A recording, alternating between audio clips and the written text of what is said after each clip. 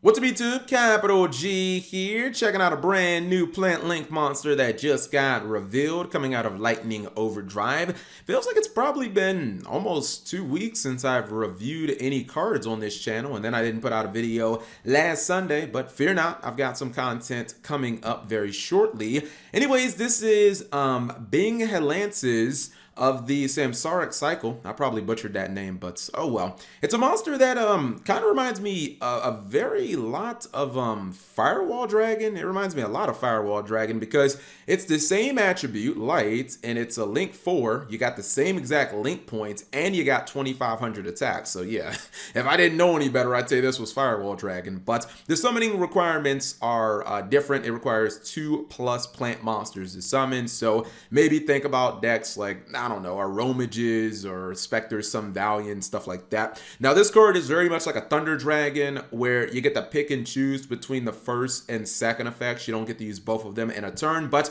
they're pretty solid effects, in my opinion. The first effect says, during your main phase, and this is a quick effect, you can target one effect monster your opponent controls. You take damage equal to that monster's attack, and if you do, return that monster to the hand. Second effect, if this card is in your graveyard, you can banish 2 or more link monsters from your graveyard whose combined link rating equals 4. Special summon this card from your graveyard, but banish it when it leaves the field. Okay, so your first effect is going to be a solid disruptive tool, and basically it's just going to be a bounce effect. Now, it does kind of specify the monster has to be face up because, it has to be an effect monster, and to verify that it's an effect monster has to be face up, obviously, but it's still a very solid effect. The way that Yu-Gi-Oh! Is played right now, it's all about like how many times can you disrupt your opponent, and the fact that you can use this your turn, their turn, your turn, their turn, it makes it kind of easy to get rid of multiple monsters, in consecutive turns with this guy.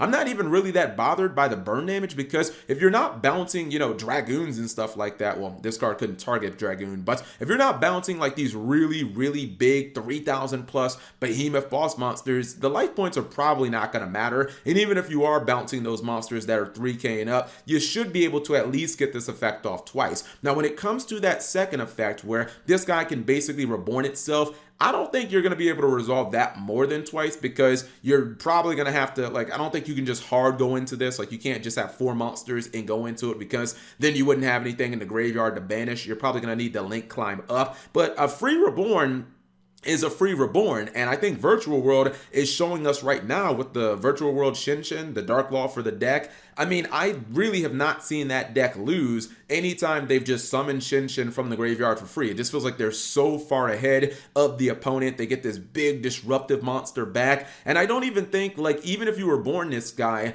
during your turn, you probably can just get away with not using the bounce effect that turn because, obviously it won't be online. If you could use both effects in one turn, I think this card would be utterly ridiculous. I think really the only thing that's going to hold this card back is just typing. I mean, let's be real, if this was a dragon, I think we'd all be like, whoa, this card's insane. Put it in Dragon Link right now. If it was like a warrior or dragon or spellcaster, people would be saying that this is like one of the most broken cards in the set. But, it is a plant.